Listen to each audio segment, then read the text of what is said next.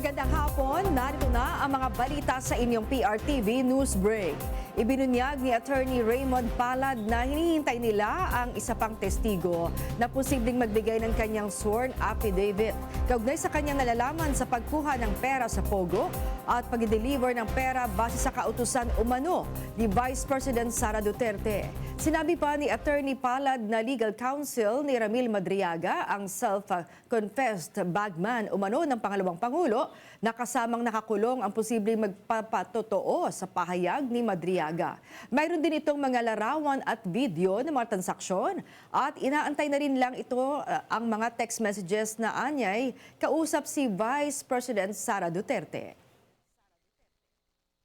According to him, meron siyang isang kasamahan, co-accused din niya, a certain Richard, na nakasabay niya ng ilang beses sa pag-pick up ng pera at pag-deliver sa persons designated by BP Sara. Sa ngayon, nasa Annex 2 din yung taong yon, and hinahayaan lang namin makapag-isip-isip para magsabi na rin, mag-execute ng affidavit. Kaya lang yung iba kasi raw natatakot kaya hindi pa lumulutang. Samantala, formal nang na-turn over ng DPWH ang computer at files mula sa opisina ni yumaong dating Undersecretary Catalina Cabral sa Office of the Ombudsman. Sa detalye, alamin natin yan mula kay Angela Babad. Angela. I-turn over nga ngayong araw ng Department of Public Works and Highways sa pangunan ni Public Works Undersecretary Nicasio Conti, Undersecretary Arturo Bisnar, Undersecretary Ricardo Bernabe III at Undersecretary Charles Calima Jr. ang computer at mga papeles ng yumaong dating Undersecretary na si Maria Catarina Cabral mula sa 10 taon nitong paninilbihan sa ahensya. Ang nasabing turnover ay bahagi ng pagsunod sa Subpoena Duces Tecum o utos ng Office of the Ombudsman na maglabas ng mga dokumento o record na magagamit sa investigasyon. Ilan sa mga laman ng computer at ng mga files ang mga dokumento at iba pang requests na kinukonsidera sa pagpaplano ng National Expenditure Program sa nakalipas na 10 taon. Muli namang giniit ng DPWH na handa silang makipagtulungan sa mga otoridad at iba pang ahensya na nangangasiwa sa investigasyon. At yan muna ang latest maan. Ako si Angela Babad ng PRTV News ang nagseserbisyo para sa Pilipino. Maraming salamat sa iyo, Angela Babad.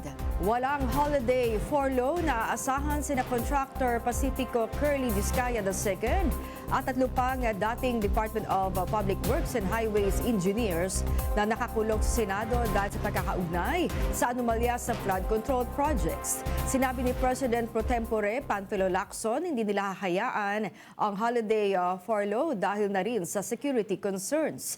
Aprobado na ni Senate President Vicente Tito Soto III ang kanyang rekomendasyon na huwag payagan ang leave requests ni Vizcaya at iba pang dating engineer na sina Bryce Hernandez, JP Mendoza at Henry Alcantara.